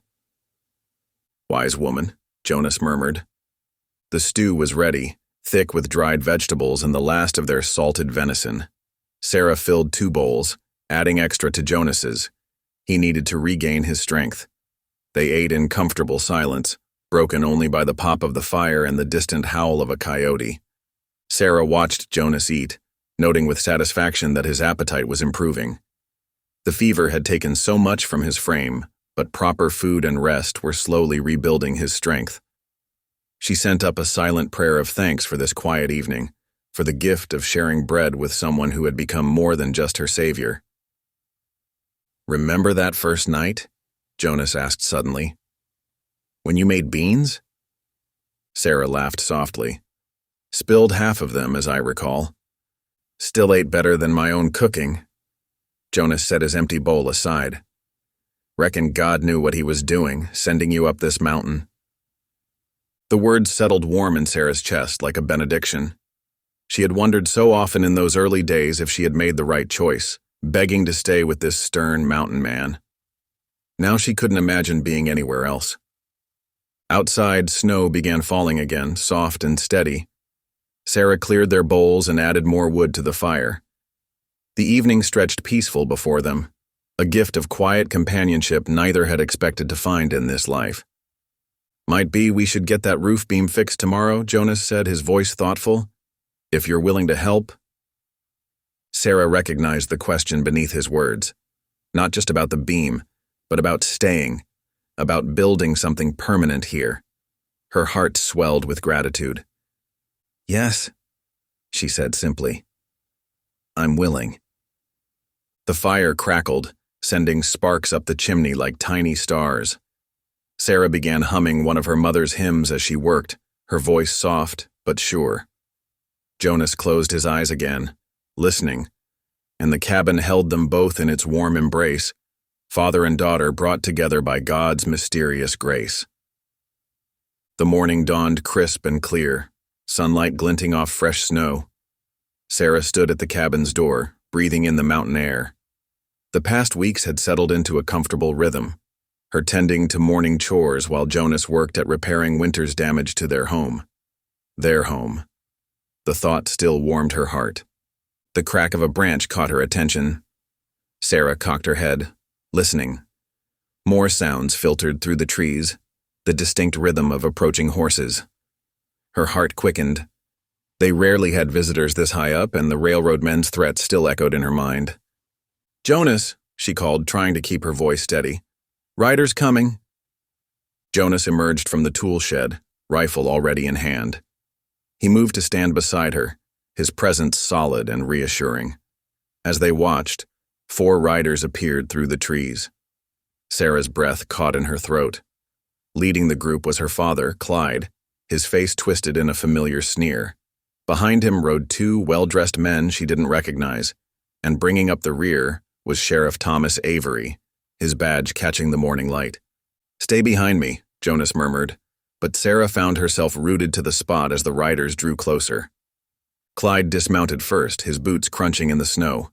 His eyes locked onto Sarah, and she felt herself shrink beneath that hateful gaze. "There's my wayward girl," he called out, voice thick with false concern. "Been worried sick about you, Sarah." "That's close enough," Jonas warned as Clyde took a step forward. The rifle in his hands made a clear statement. Sheriff Avery dismounted next, raising his hands in a placating gesture. "Now, Mr. McCord, let's keep this peaceful. We're here on official business." The 2 strangers remained mounted, watching the scene unfold with calculated interest. Their fine clothes and paper-white hands marked them as railroad men, not locals. "What business?" Jonas demanded, not lowering his rifle. One of the railroad men cleared his throat. "We have serious concerns about the young lady's welfare. Her father has reported her kidnapping and unlawful detention." Sarah's heart pounded against her ribs. "That's not true," she burst out. "Jonas saved me when father tried to sell me like cattle." "Now, Sarah," Clyde cut in, his voice dripping with false sympathy, "you know that was just a bit of fun. I was in my cups is all, never meant no real harm." "Mr. Clyde has legal authority over his daughter until she comes of age or is properly married," Sheriff Avery said, producing a document from his coat. "And there are witnesses to confirm that you, Mr. McCord, took her without proper consent." Jonas's jaw tightened. "I bought her fair when he put her up for auction, paid gold for it, which he was happy enough to take." No legal record of such a transaction exists, one of the railroad men interjected smoothly. And even if it did, the sale of persons is not recognized under territorial law. Sarah moved closer to Jonas, her hand finding the rough fabric of his coat. This couldn't be happening. This was her home now, her family. They couldn't take that away. Furthermore, the second railroad man added, we have concerns about the nature of your arrangement with the girl. Living alone, unmarried, in such isolation, it raises serious moral questions. Jonas's face darkened with anger. You watch your tongue, mister. That girl's as good as my daughter. But she ain't your daughter, is she? Clyde sneered. Just a man and an unmarried girl, living in sin up here in the mountains. That's a lie, Sarah cried out, tears burning in her eyes. Jonas has never been anything but kind and decent. He's more of a father than you ever were. Sheriff Avery sighed heavily. Mr. McCord, I'm going to have to ask you to surrender your weapon and come with me. We'll sort this out proper-like in town. You can't arrest him. Sarah moved to stand between Jonas and the sheriff, her heart thundering. He's done nothing wrong. Sarah. Jonas's voice was quiet but firm. Step aside, girl. She turned to him, desperate. Jonas, please, don't let them do this. His weathered face was grim, but his eyes held something else, pride, mixed with sorrow. Sometimes we got to face trouble head on, he said softly. Can't shoot our way out of this one. Slowly, deliberately, Jonas lowered his rifle. Sheriff Avery stepped forward with a pair of iron handcuffs. Jonas McCord, you're under arrest for kidnapping and moral turpitude. The sheriff's voice carried official weight, but he couldn't quite meet Jonas's eyes as he secured the cuffs. Sarah felt her world crumbling. She clutched at Jonas's coat, tears flowing freely now. No, please. You can't take him. Stand tall, girl, Jonas told her, his voice rough with emotion. Remember what I taught you. Stand tall. Clyde grabbed Sarah's arm, his fingers digging in painfully. Come along now, daughter. Time to get you back where you belong. Sarah struggled against his grip, watching helplessly as the sheriff led Jonas to his horse. The mountain man's back was straight, his head high, even in chains. He looked back once, meeting her eyes, and in that moment she saw all the things they'd never said. His pride in her growth, his care for her welfare, his sorrow at leaving her unprotected. Jonas, she cried out as Clyde dragged her toward his horse. Jonas, I'll find a way. I promise. The railroad men watched with satisfaction as the sheriff mounted up, Jonas's hands bound to his saddle horn. Clyde roughly pushed Sarah up onto his own horse, mounting behind her. She could smell the whiskey on his breath, familiar and terrifying. Might want to check that spring while we're up here, one of the railroad men called to his companion. Since we made the trip and all. Sarah's tears fell hot on her hands as Clyde turned his horse toward town. Behind them, she could hear the steady hoofbeats of the sheriff's mount, carrying Jonas away from their mountain sanctuary. The morning sun seemed colder now, the familiar trees like strangers. Told you you'd come to no good, girl, Clyde muttered in her ear as they rode. Thinking you could play house with that killer. Well, now you'll learn your place proper. Sarah said nothing, her father's words washing over her like icy water. She kept her eyes fixed on Jonas's straight back ahead of them, remembering his words. Stand tall. Through her tears, she began to pray, not for rescue, but for strength. She would need it in the days to come. The small procession wound its way down the mountain trail, leaving behind the cabin where Sarah had finally found a home. A lone coyote called in the distance, its cry echoing off the rocks like a lament. Sarah felt each step of the horse taking her further from safety, from love, from the life she'd built with Jonas. But deep inside, beneath the fear and grief, a small flame of determination began to burn. Jonas had taught her more than just how to shoot and chop wood. He'd taught her about dignity, about standing up for what was right. As the trees thinned and the town came into view below, Sarah straightened her back. She might be in her father's power again, but she wasn't the same frightened girl he'd tried to sell months ago. She was Jonas McCord's daughter now, whether the law recognized it or not, and somehow, some way, she would find a path back to him. The thought steadied her as they descended into Silver Bluff, where curious faces already gathered to watch their return. "Stand tall," she heard Jonas's voice in her mind. And so she did, even as her heart broke with each step that carried them further apart. The morning sun climbed higher, casting long shadows across the snow-covered trail. Sarah watched those shadows, remembering how Jonas had taught her to read them for signs of weather and wildlife. Now they seemed to point accusingly toward town, where she knew more troubles waited. But she held on to his last words, letting them steel her spine against whatever was to come. "Stand tall, girl, stand tall." The afternoon sun cast long shadows across Silver Bluff's main street as Clyde paraded Sarah through town like a prized heifer. Her legs ached from the hard ride down the mountain, but she kept her spine straight just as Jonas had taught her. Townsfolk emerged from shops and saloons drawn by the commotion of their return. "Look who's back," Clyde called out, his voice thick with whiskey and spite. "My wayward daughter, returned from her mountain hideaway." He yanked Sarah's arm, making her stumble on the rutted street. Sarah's cheeks burned, but she refused to lower her eyes this time. 6 months ago, she would have wilted under their stares. Now, something stronger lived in her heart, something Jonas had helped her find. Mrs. Peterson, the minister's wife, clutched her shawl tight and whispered to her friend, "Poor thing looks different somehow. Living wild up there with that mountain man." "Ain't natural," her companion agreed, shaking her head. "Girl her size ought to know better than to cause such scandal." The familiar shame tried to creep in, but Sarah remembered Jonas's words from their long winter evenings. "Don't let their poison into your heart, girl. Your worth ain't measured by their small minds."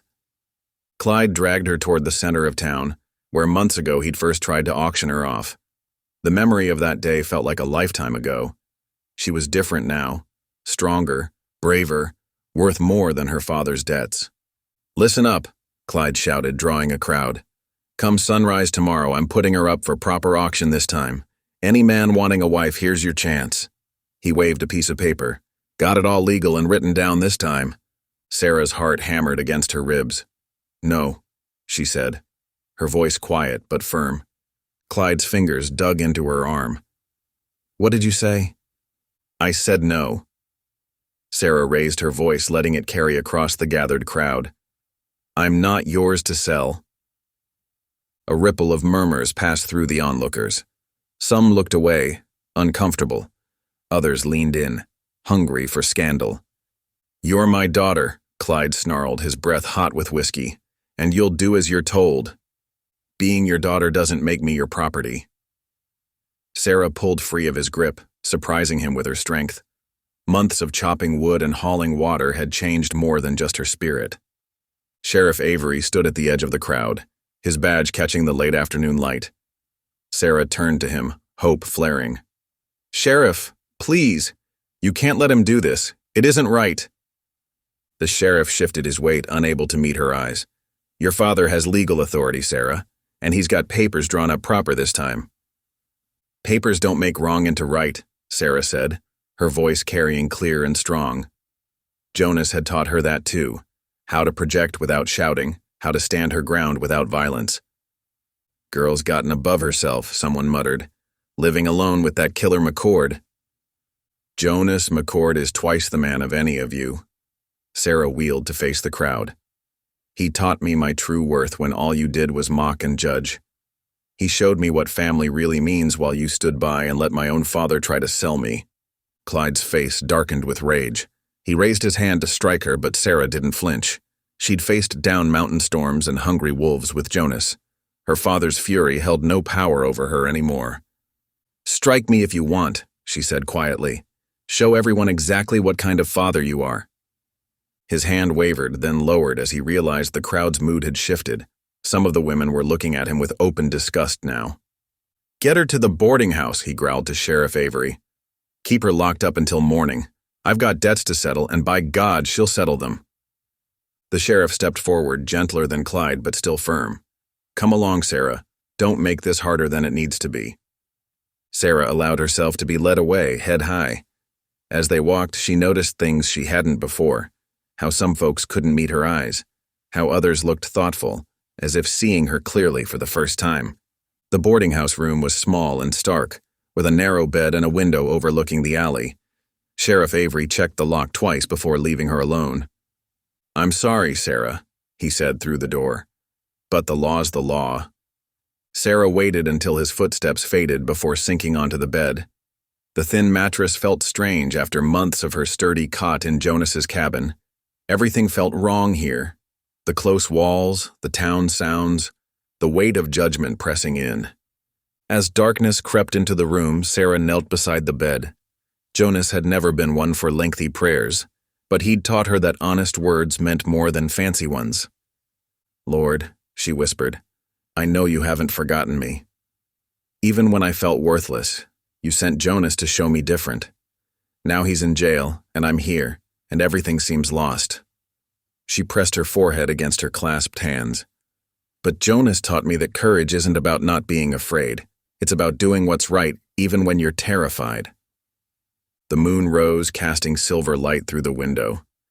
Sarah remembered nights by the cabin, learning to read tracks in the snow, to listen for wolves, to trust her own judgment. Jonas had taught her more than just survival. He'd taught her to live with dignity. "I won't be silent this time," she promised the darkness. "I won't let them treat me like property.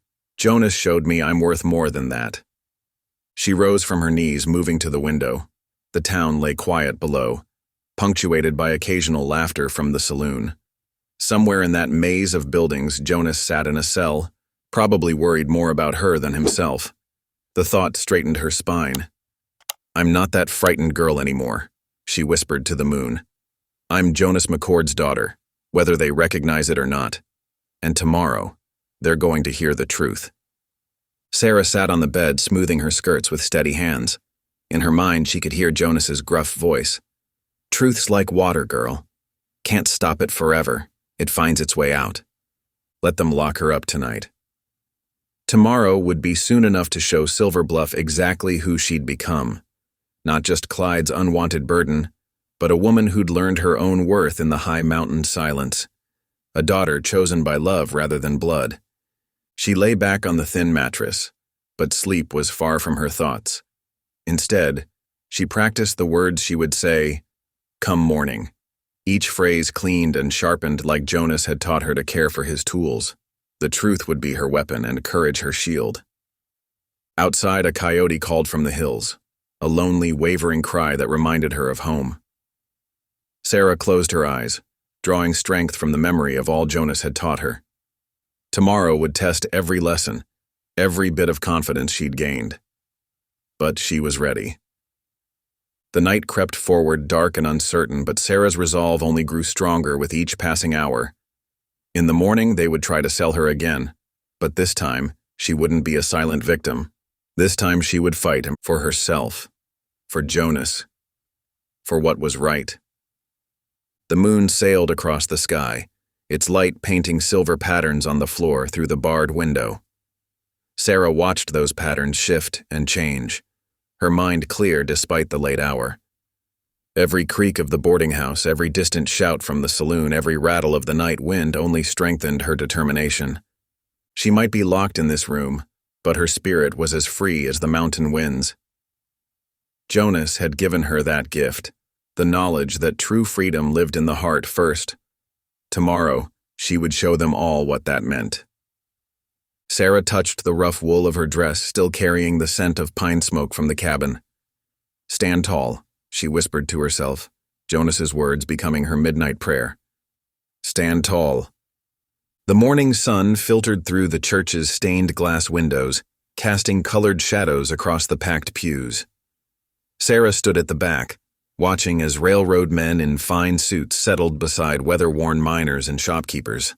The preacher's pulpit loomed ahead, dark wood gleaming. Clyde's grip tightened on Sarah's arm as he pushed her forward. "Here's the runaway, Preacher Wilson." His voice carried through the hushed sanctuary. "Living in sin with that mountain devil." Sarah stumbled but caught herself, remembering Jonas's words about standing tall.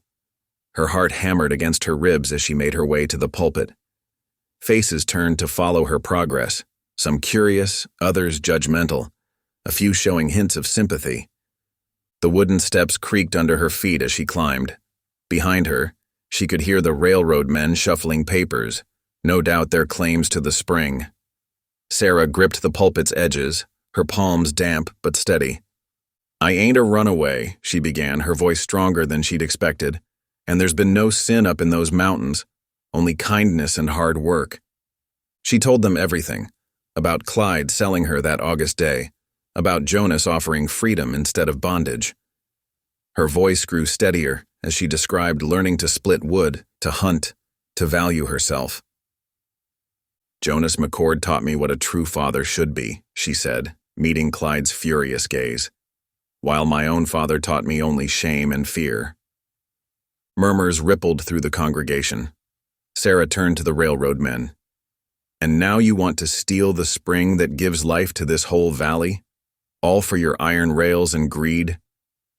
The whispers grew louder.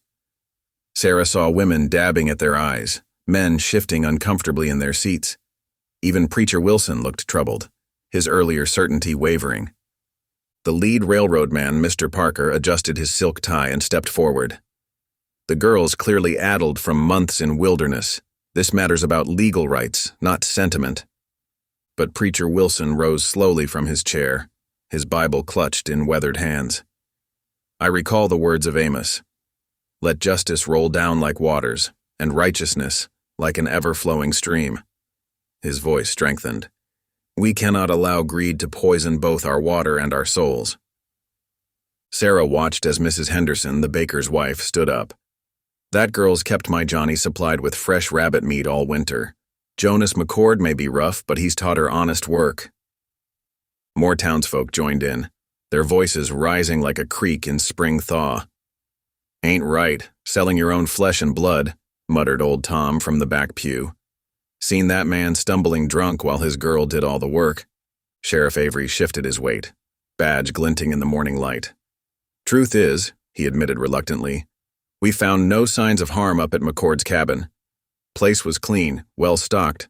Girl looks healthier than when she left." Clyde's face turned purple. "She's mine to do with as I please." He lunged toward Sarah, fist raised, but 3 miners caught him, their calloused hands restraining his arms. "Take the vote," called Preacher Wilson. Hands rose like a flock of birds taking wing, first a few, then dozens.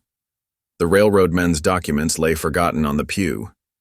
"Motion carries," the preacher announced. "The spring stays with Jonas McCord's claim." He turned to the sheriff. "Best fetch him from jail now." The railroad men gathered their papers, faces tight with anger but unable to fight the town's clear verdict.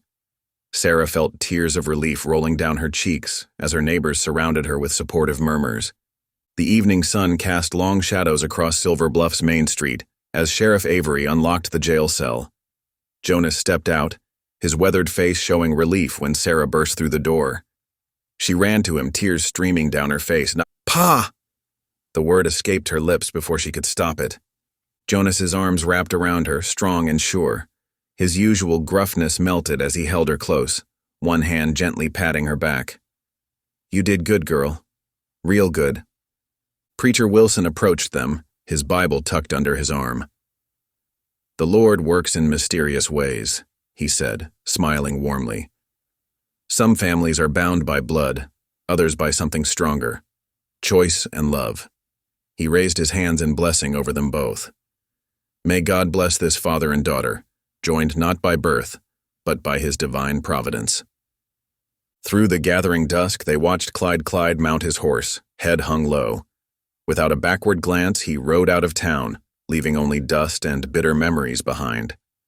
The townsfolk who had gathered whispered among themselves, but their words had changed. Gone were the fearful murmurs about the dangerous mountain man. Instead, they spoke of Jonas's kindness, his protection of Sarah, his defense of the valley's water. "Reckon we judged too quick," Mrs. Henderson said loud enough for all to hear. "That's a good man there, and a proper father, too." The mountain snows melted, revealing tender green shoots pushing through dark soil. At Jonas's cabin, the April morning dawned crisp and full of promise. Sarah wiped sweat from her brow as she turned fresh earth for garden beds, while Jonas hammered at loose fence posts nearby. Down the winding trail came unexpected visitors, 3 young children from town, clutching small bundles, led by 2 weary-looking widows. Sarah recognized them from church, the Thompson children, whose father had died in the mine, and the Weber and Harrison widows who had lost everything in winter. "We heard tell you might have room," Mrs. Weber said hesitantly. Jonas looked to Sarah, who nodded with shining eyes. "There's always room," she said firmly. By sunset, the cabin hummed with new life. The children helped Sarah knead bread dough, while the widows hung curtains and arranged sleeping pallets. The small cabin transformed into something greater, a sanctuary for those who had nowhere else to turn. As evening settled over the mountains, they gathered around the rough-hewn table. Golden lamplight warmed their faces as Sarah set out fresh-baked bread. Jonas bowed his head, his voice gruff with emotion. "Lord," he said, "thank you for my daughter Sarah. She's the answer to prayers I didn't know to pray." Sarah's eyes filled with tears of joy. Here among these gathered souls, she was no longer the rejected girl from town. She was cherished, needed, home. Thank you for listening. Stories connect us in the most unexpected ways. If you felt that spark today, make sure you're subscribed. I share a new one daily, and the next might change your day.